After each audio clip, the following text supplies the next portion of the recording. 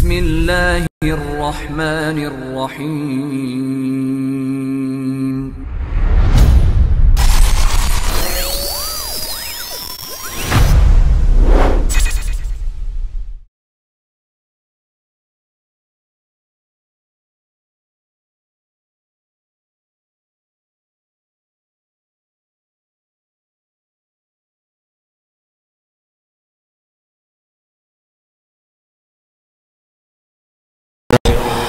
ونعوذ بالله من شرور أنفسنا وسيئات أعمالنا من يهده الله فلا مضل له ومن يضلل فلا هادي له وأشهد أن لا إله إلا الله وحده لا شريك له وأشهد أن محمدا عبده ورسوله وصلى الله على نبينا محمد وعلى آله وصحبه والتابعين ومن تبعهم بإحسان إلى يوم الدين أما بعد اللهم انفعنا بما علمتنا وعلمنا ما ينفعنا وزدنا علما.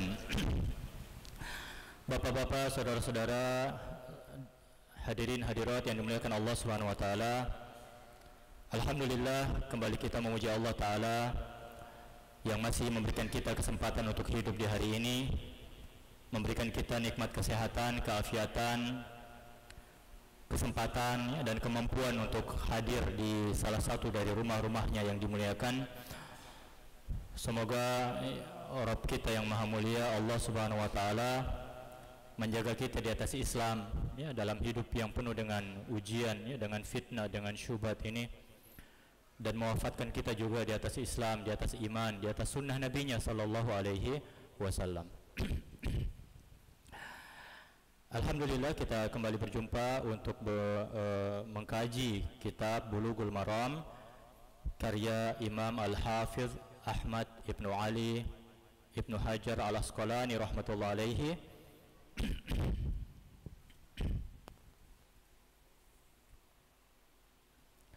Di pertemuan yang sebelum ini, hadis yang terakhir yang kita bahas, perkataan Umar radhiyallahu anhu, beliau mengatakan, man aqarra biwaladihi tarfata aynin falaysa lahu an yanfiyahu. Barang siapa yang mengakui anaknya sekejap mata saja, ya, jadi sebentar saja diakui, ya, falaysa lahu an yanfiyahu, dia tidak boleh lagi menafikan anak itu. Ya, dia tidak boleh lagi menafikan, menolak status anak itu, karena itu anaknya. Ya, karena itu anaknya. Ya, ini kata penulis rahimahullah, akhrajahul Baihaqi wa huwa hasanun mauquf. Riwayat Al-Baihaqi rahimahullah, dan ini status riwayatnya hasan mauquf dari perkataannya Umar radhiyallahu anhu. Ini bukan hadis tentu saja, karena ini adalah perkataan Umar Ibnul Khattab, ya, radhiyallahu anhu.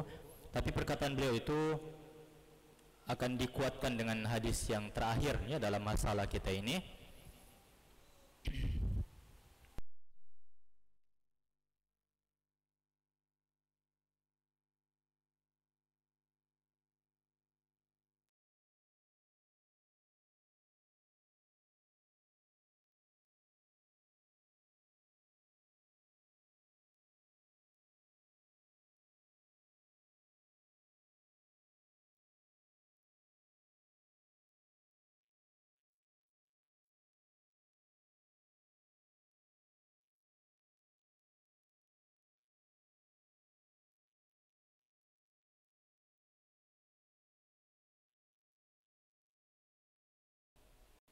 Ya Rasulullah, inna mra'ati waladat gulaman aswad. Dari Abu Hurairah radhiyallahu anhu, bahwa seorang laki-laki berkata, ya Rasulullah, istriku melahirkan seorang anak yang berkulit hitam. Ya, istriku melahirkan seorang anak yang berkulit hitam. Qal hallaka min ibilin. Nabi SAW bertanya, apakah engkau memiliki onta? Ya, apakah engkau memiliki onta? Qala na'am. Dia menjawab, iya, ada. Ya. Qal fama alwanuha. Beliau sallallahu alaihi wasallam bertanya lagi, apa warna onta itu? Ya, apa warna onta itu? Qala himrun. Ya, dia menjawab, ya, onta itu merah.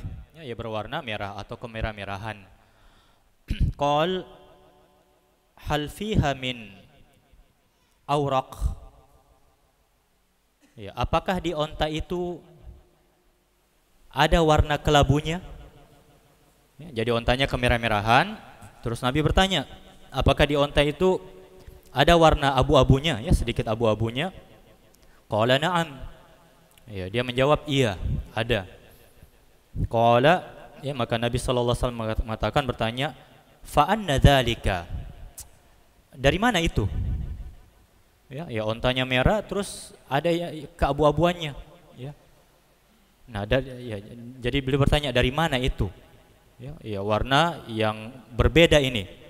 Ya, ada di onta-onta tersebut. Qal, ya, dia menjawab, la'allahu naza'ahu 'irqun. Barangkali saja itu disebabkan oleh faktor keturunan. Ya, barangkali saja disebabkan oleh faktor keturunan.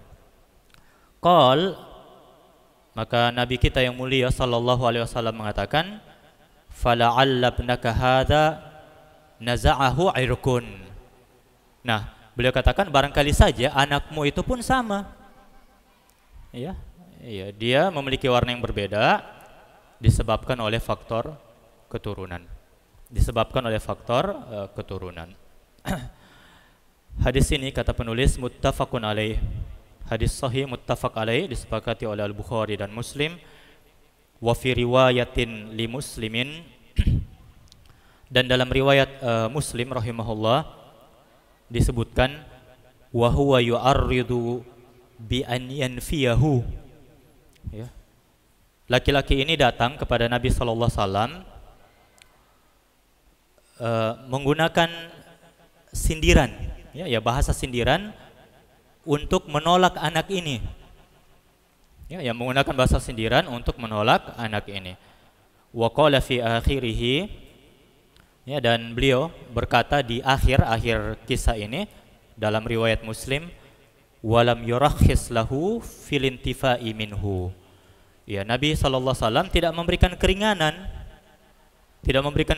kepada laki-laki itu untuk menolak status anaknya. Ya, ya, jadi beliau tidak memberikan keringanan pada laki-laki itu untuk menolak anak tersebut. Nah, hadisnya sahih, ya. Ini kisahnya seorang laki-laki dari Bani Fazarah, ya, dari suku Fazarah. Ya, istrinya melahirkan seorang anak yang kulitnya itu berbeda, ya, dari ibu bapaknya. Ya, warna kulitnya berbeda dari warna kulit orang tuanya. Nah, makanya muncul keraguan dalam hatinya. Ya, muncul keraguan dalam hati suami ini, ya, laki-laki ini. Ya, dan pergilah dia kepada Nabi sallallahu alaihi wasallam dengan menggunakan itu tadi bahasa ta'arid istilahnya kalau dalam fikih, yaitu bahasa sindiran. Ya, bahasa sindiran. Ya, bahasa sindirannya itu bermakna itu, ya, bahwasanya dia ragu dengan istrinya. Ya, ya, menuduh istrinya melakukan sesuatu. Ya. Nah, jadi bagaimana sindirannya itu? Dia berkata, mengabarkan kepada Nabi sallallahu alaihi wasallam bahwa istrinya melahirkan seorang anak yang berkulit hitam. Ya, ya, berkulit hitam maksudnya apa? Berbeda dari orang tuanya. Dan Nabi kita yang mulia sallallahu alaihi wasallam paham maksudnya. Ya, ya, jadi walaupun dia menggunakan bahasa seperti itu, tapi Nabi paham maksudnya. Ya, ya, beliau paham maksud orang ini. Maka beliau sallallahu alaihi wasallam ingin menghilangkan keraguan orang ini. Ya, beliau ingin menghilangkan keraguan orang itu tentang istrinya. dengan menggunakan permisalan, ya, sebuah permisalan yang umum, ya, yang bisa mereka kenali, ya, orang-orang Arab dikenal, ya, yang mereka bisa dengan mudahnya mereka bisa pahami. Apa itu? Ya, beliau datangkan perumpamaan dengan onta, ya, dengan onta. Ya, jadi beliau sallallahu alaihi wasallam bertanya, ya, apakah engkau memiliki onta? Ya, dia jawab iya, ya. Nah, Nabi bertanya, apa warnanya? Ya, dia menjawab onta-ontanya itu ya kemerah-merahan, ya, ontanya berwarna kemerah-merahan. Nah, terus beliau bertanya, apakah dari onta yang berwarna merah ini kemudian ada yang, ya, keabu-abuan, ya, yang berwarna kelabu, berbeda dari induknya, dari saudara-saudaranya, ya. Ya, dia menjawab iya ada, ya. Nah, maka Nabi SAW mempertanyakan, ya, dia bertanya sama orang itu, dari mana warna onta yang berbeda ini? Ya, dari mana warna onta yang berbeda ini? Ya, ya, dan si laki-laki ini paham juga ternyata, ya. Ya, dia menjawab, ya, mungkin dari faktor keturunan. Ya, dari faktor keturunan, ya. Ya, orang tuanya warnanya begini, dia berbeda. Ya, mungkin dia berasal dari kakeknya atau berasal dari buyutnya dan seterusnya, ya. Nah, maka Nabi SAW pun, ya, beliau katakan, nah, demikian juga dengan anakmu, sama seperti itu kasusnya, ya. Jadi bisa saja anakmu itu, ya, warnanya yang berbeda dari orang tuanya itu disebabkan oleh faktor keturunan, ya, berasal dari kakek-kakeknya, ya, dari buyutnya dan seterusnya, ya. Nah, dengan analogi seperti ini, ya, alhamdulillah, ya, si laki-laki ini puas, ya, dan dia, ya, tidak berburuk sangka lagi, ya, dengan istrinya tersebut, ya. Dia senang, ya, dia bisa menerima anak itu. Fikih dari hadis ini yang paling dasar, paling utama yang disebutkan oleh para ulama kita dalam persoalan ta'rid tadi itu, ya, yaitu apa? Menggunakan kata sindiran dalam masalah al-qadhaf, ya, menuduh orang berzina, ya. Jadi ketika ingin menyebut seseorang berzina tapi dia menggunakan bahasa sindiran seperti ini, itu tidak masuk dalam kategori al-qadhaf, ya, tidak masuk dalam kategori al-qadhf, ya, yaitu tidak masuk dalam kategori menuduh orang berzina, ya. Ya, dan ini pendapat jumhur ulama kita, ya, karena kalau dia mau pakai bahasa yang terang, bahaya dia. Kalau tidak bisa datangkan saksi, ya, dihukum rajam, ya, kalau dia sudah menikah. Nah, makanya ini menggunakan kata sindiran, dan itu tidak masuk dalam kategori qazaf, ya, menuduh. Oh, maaf, kalau menuduh hukumannya itu apa? Dicambuk, ya, dicambuk, bukan dirajam, ya, dicambuk, ya. Nah, di sini, ya, dengan menggunakan kata sindiran, ya, berarti dia tidak masuk dalam kategori qazaf tersebut, ya. Ya, kemudian juga di sini perbuatan seperti ini tidak masuk dalam kategori ghibah yang diharamkan. Ya, ini salah satu dari 6 bentuk ghibah yang dibolehkan dalam Islam kita. Apa itu? Meminta fatwa. Ya, meminta fatwa. Boleh, ya, seperti ini, ya. Jadi kalau Anda meminta fatwa, bertanya tentang suatu persoalan kepada ahlinya, ya, bisa, boleh menyebut nama orang, ya, yang bermasalah dengan kita itu. Baik, kemudian faedah lain dari hadis ini juga bahwa seorang anak itu, ya, seperti yang kita bahas di pertemuan sebelumnya, itu dinasabkan kepada orang tuanya, kepada kedua orang tuanya, ya, ayah, ibunya. Walaupun dia berbeda warna, ya, berbeda warna kulitnya. Ya, seperti yang disebutkan dalam hadis ini, terang sekali, ya, jelas sekali. Nah, jadi sekedar perbedaan warna kulit itu tidak bisa menafikan status anak tersebut. Ya, tidak bisa menafikan status anak itu sebagai anak dari kedua orang tuanya. Iya. Dan hadis ini juga memberikan faedah pelajaran pada kita untuk berhati-hati ya, dalam persoalan nasab ini, ya, persoalan keturunan, ya, anak keturunan kita. Jangan mudah berprasangka, ya, jangan mudah berprasangka. Jangan hanya sekedar kemungkinan, ya, sekedar dugaan, ya, kemudian dia menolak status anaknya tersebut. Kasihan, ya. Padahal cuma dugaan. Dia tidak punya bukti. Ya, dia tidak punya bukti, ya, untuk hal tersebut. Ya. Ya, dan kaidahnya ini kembali yang seperti kita bahas dulu, yang insya Allah akan dibahas juga hadisnya nanti. Ya, perkataan Nabi SAW bahwasanya apa? Al-walad lil firash. Ya, walad, ya, anak itu berdasarkan firash. Ya, yaitu siapa ibunya, ya, yang terikat dalam perkawinan. Ya. Jadi seorang istri yang terikat dalam perkawinan ini, anak yang dia lahirkan, yaitu anak suaminya, ya, anak suaminya. Ya. Ya. Kemudian juga, ya, faedah dari hadis ini,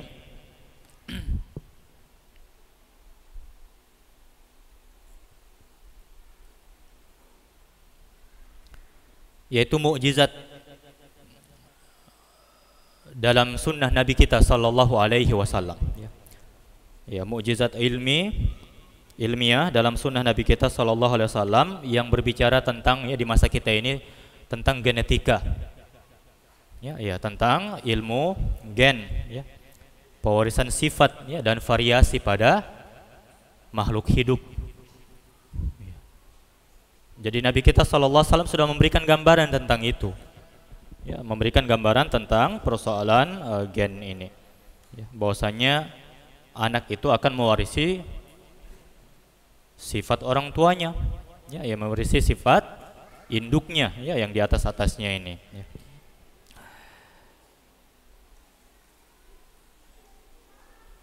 Ya, ini salah satu mukjizat dalam Islam kita, dan itu banyak, ya, dalam Al-Quran dan Sunnah Nabi Sallallahu Alaihi Wasallam, ya, yang diungkap 14 abad yang lalu, ya, 14 abad yang lalu. Belum ada, ya, sains modern seperti di zaman kita sekarang, ya. Dan dalam persoalan genetika ini, ya, yang dikenal di zaman modern yang meletakkan dasar awalnya itu baru muncul di akhir abad ke-19, ya, di akhir abad ke-19, ya. Jadi tergolong ilmu yang baru, ya Allah musta'an.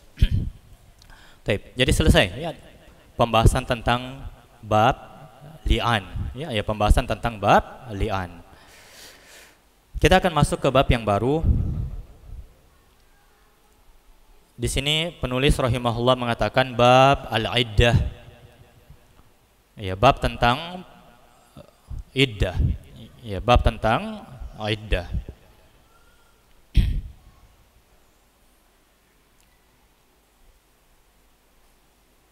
Dan yang dimaksudkan dengan iddah dalam istilah syar'i adalah menunggunya seorang wanita, ya, jadi yang dimaksudkan dengan iddah adalah masa menunggunya seorang wanita, ya, untuk jangka waktu tertentu yang ditentukan oleh syariat, untuk dia tidak bisa menikah, ya. Jadi menunggunya seorang wanita dalam masa tertentu untuk dia tidak bisa menikah setelah dia berpisah dari suaminya, ya, setelah dia berpisah dari suaminya. Ya, sekali lagi, iddah itu adalah masa menunggunya seorang wanita, ya, untuk menikah lagi setelah dia berpisah dari suaminya.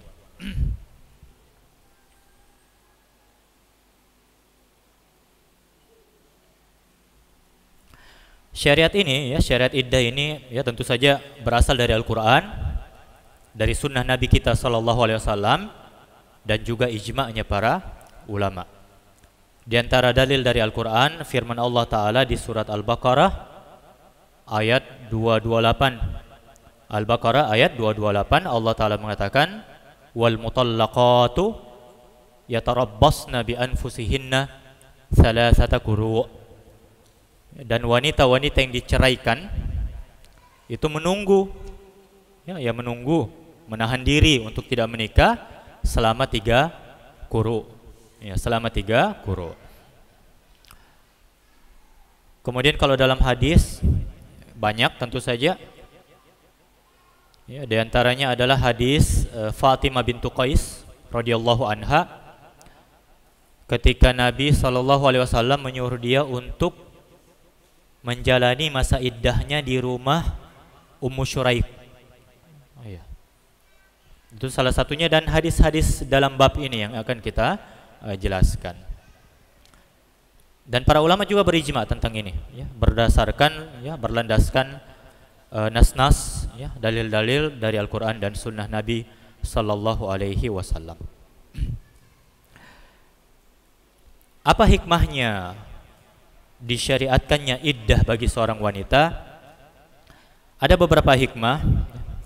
Yang paling pertama tentu saja adalah menjalankan ketaatan kepada Allah Subhanahu wa Ta'ala.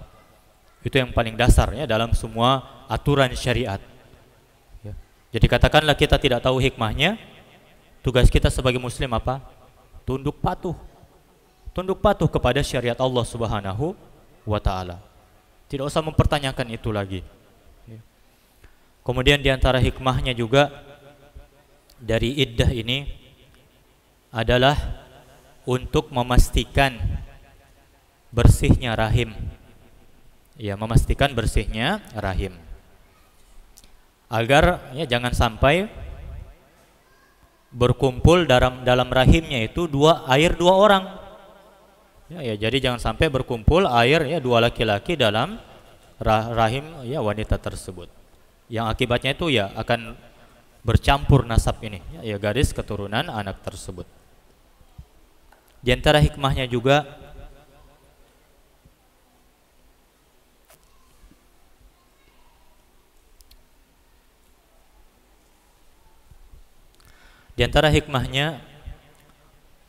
dalam kasus talak raj'i, ya, dalam kasus talak raj'i tujuannya itu adalah untuk memperpanjang masa tunggu ini, ya memperpanjang masa tunggu.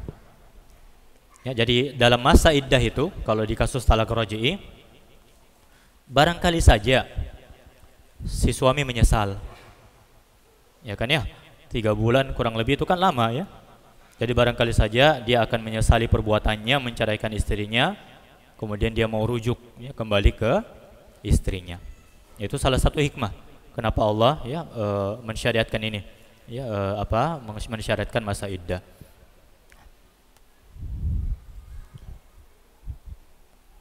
Kemudian di antara hikmahnya juga kalau berkait dengan wanita yang ditinggal mati suaminya adalah, ya, hikmahnya itu adalah mengagungkan hak suami. Ya, mengagungkan hak suami. Ya, ini penting, ya, untuk diketahui oleh kaum wanita. Betapa besarnya, agungnya hak suami terhadap para istri. Ya, makanya masa tunggu wanita yang kematian suami itu lebih lama lagi. Ya, lebih lama lagi. Ya, selama 4 bulan 10 hari. 4 bulan 10 hari. Jadi bukan sekedar masa iddah 3 bulan itu, tidak, tapi ditambah lagi untuk menghormati suami, ya, untuk menghormati suami. Ya, dan lain-lain. Ya, hikmah yang banyak, ya, bisa disebutkan oleh para ulama dalam buku-buku fikih. Baik, kita akan sebutkan satu hadis di sini.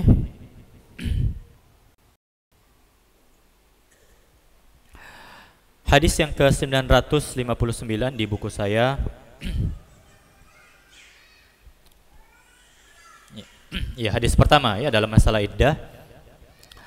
Penulis rahimahullah mengatakan wa anil miswari ibni Makhramah radhiyallahu anhu anna Subai'ata al-Aslamiyah radhiyallahu anha nufisat ba'da wafati zawjiha bilayalin.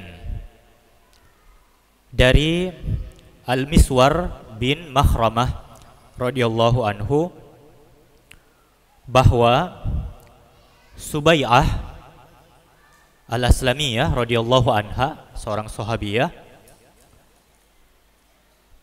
melahirkan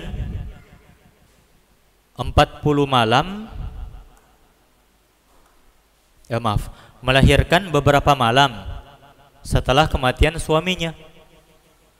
Ya, jadi Subai'ah Al-Aslamiyah melahirkan anaknya beberapa malam setelah kematian suaminya.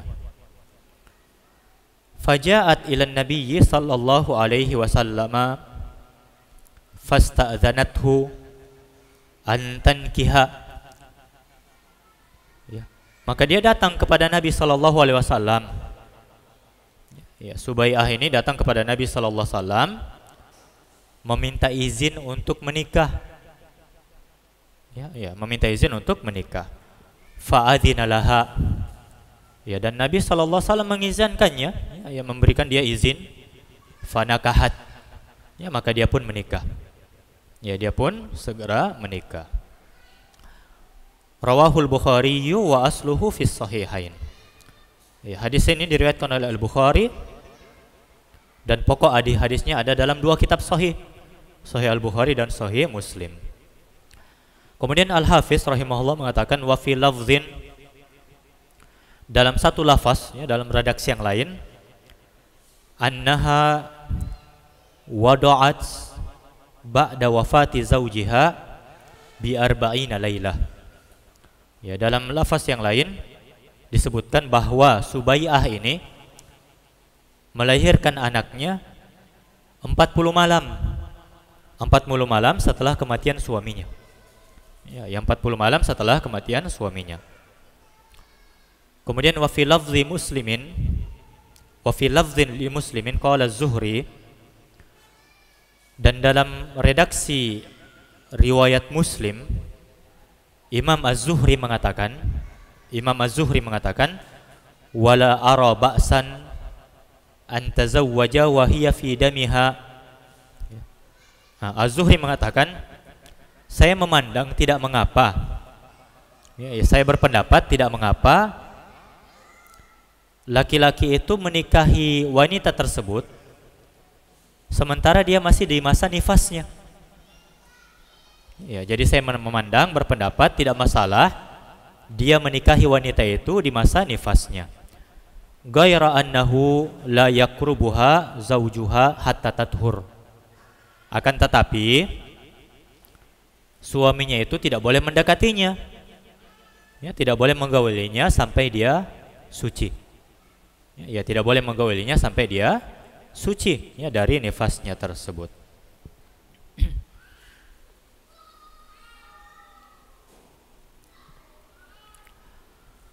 Nah, ini kisahnya bahwa Sa'ad bin Khawlah radhiyallahu anhu, seorang sahabat yang mulia, ya, beliau ini suami dari Subai'ah, ya, bintul Harith Al-Aslamiyah. Jadi Sa'ad, ya, bin Khawlah ini nama ibunya sebenarnya, ya. Ya, jadi dia dinisbatkan, disandarkan kepada ibunya, lebih dikenal dengan nama ibunya. Ya, dan beliau seorang sahabat yang mulia, termasuk peserta perang Badar, ya, radhiyallahu anhu. Beliau meninggal di Makkah, ya, padahal sudah berhijrah. Ya. Nah, sebelum penaklukan Makkah, beliau pergi ke Makkah dan meninggal di sana. Makanya Nabi SAW menyesali itu. Ya. Beliau menangisi itu, karena saat, ya, yang berhijrah meninggal di kampung halamannya sendiri di Makkah. Ya. Nah, jadi saat meninggal, ya, dan meninggalkan istrinya dalam keadaan hamil ini, ya, Subai'ah Al-Aslamiyah. Ya. Tapi tidak lama setelah meninggalnya Sa'ad, istrinya melahirkan.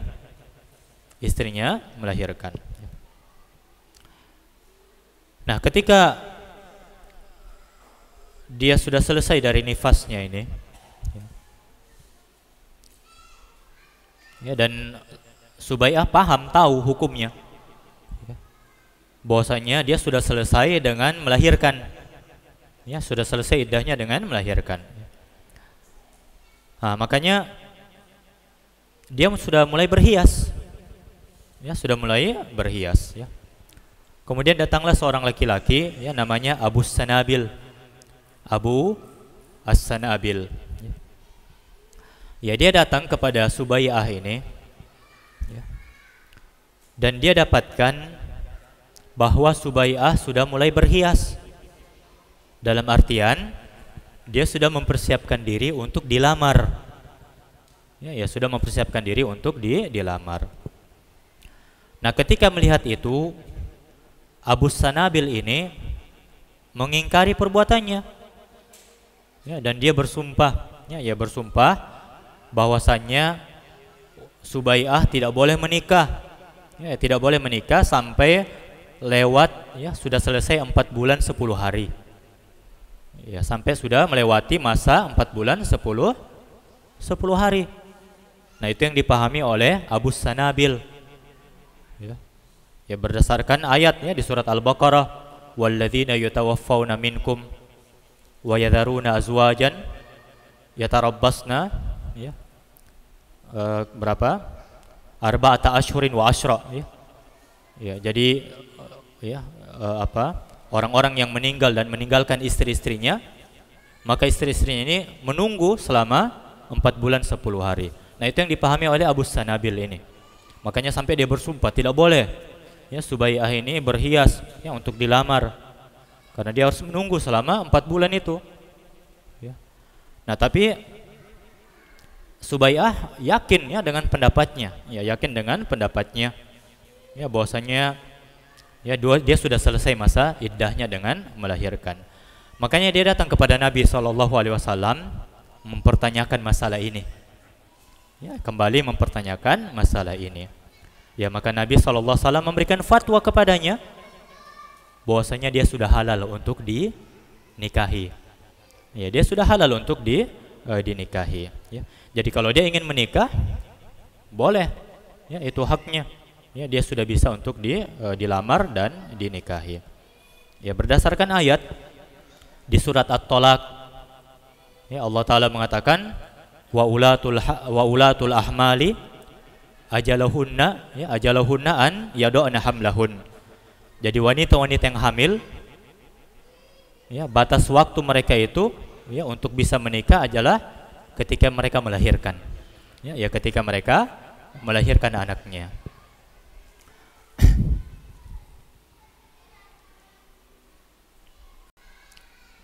Tapi itu kasus hadisnya, ya. Dan di hadis ini, ya, kita bisa mengambil faedah pelajaran bahwa seorang wanita yang ditinggal mati suaminya, ya, seorang wanita yang ditinggal mati suaminya, dia wajib untuk menjalani masa iddah. Ya, wajib menjalani masa iddah. Ya.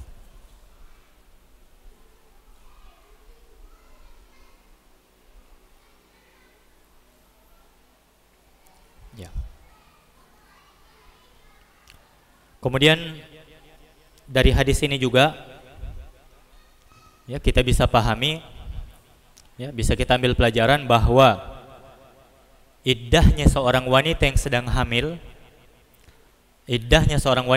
hamil, itu selesai dengan dia melahirkan bayinya, ya, dengan melahirkan anaknya.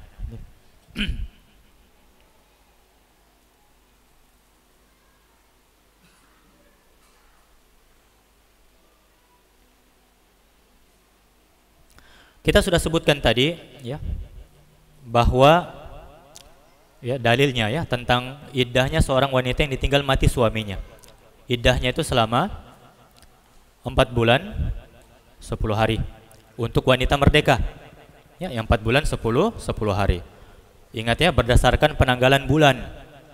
Ya, berdasarkan penanggalan bulan. Jadi jangan pakai kalender Masehi ini.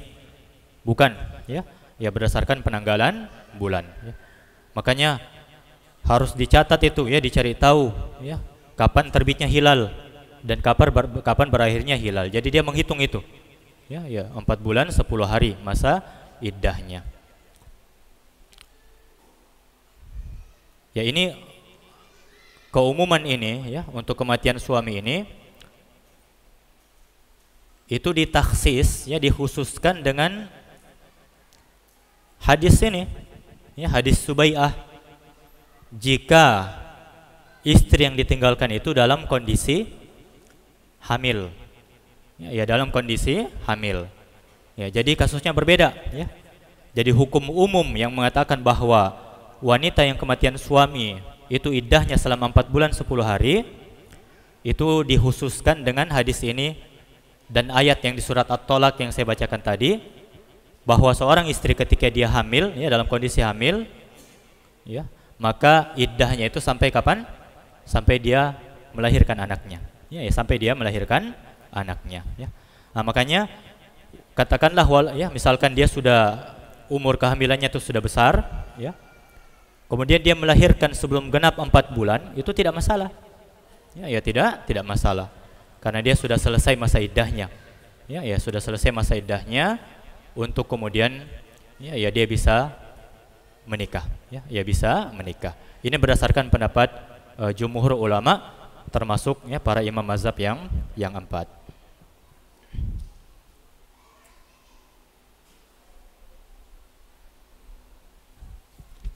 Ya, wallahu ta'ala alam bisawab ya. Saya rasa ini dulu karena sudah jam 7. Ada pertanyaan sebelum saya tutup ini? Tidak ada? Jelas ya? Alhamdulillah. Ya, baik. Karena sudah jelas ya, sudah cukup. Kalau ada mungkin masih ada sedikit tambahan, nanti kita akan sebutkan di pertemuan berikutnya insyaallah taala. Ya, saya rasa itu yang bisa disampaikan, semoga bermanfaat ya. Dan bapak-bapak, ibu-ibu, saudara-saudari sekalian yang dimuliakan Allah Subhanahu wa taala, ya teruslah kita ya bertakwa kepada Allah Subhanahu wa taala ya. Dan jangan lupa untuk selalu memperbaharui iman kita ya, memperbaharui iman kita ya. Ya, karena iman ini berfluktuasi ya, turun naik ya. Makanya perhatikan iman itu. Jangan sampai dia selalu turun ya, kemudian ya nauzubillah barangkali saja dia bisa hilang dari diri kita. Hati-hati ya. Jadi sebagaimana kita peduli dengan diri kita, peduli dengan anak-anak kita, peduli dengan harta kita, peduli dengan masalah-masalah kehidupan kita, kita mestinya lebih peduli dengan urusan-urusan keimanan kita, agama kita ya, ketakwaan kita, cinta kita kepada Nabi dan seterusnya. Ya, peduli ya dengan masalah itu. Ya, dengan begitu kita akan selalu memperbaharui iman ya, dengan amal-amal soleh, dengan kebaikan-kebaikan, dengan ketakwaan ya, dan bisa kita selamat ya dari berbagai macam fitnah, syubhat yang ada di sekitar kita. Terima kasih ya, kita tutup majelis. Subhanakallahumma bihamdik asyhadu an la ilaha illa anta astaghfiruka wa atubu ilaik. Wa sallallahu ala nabiyyina Muhammad wa akhiru da'wana alhamdulillahi rabbil alamin. Wassalamualaikum warahmatullahi wabarakatuh.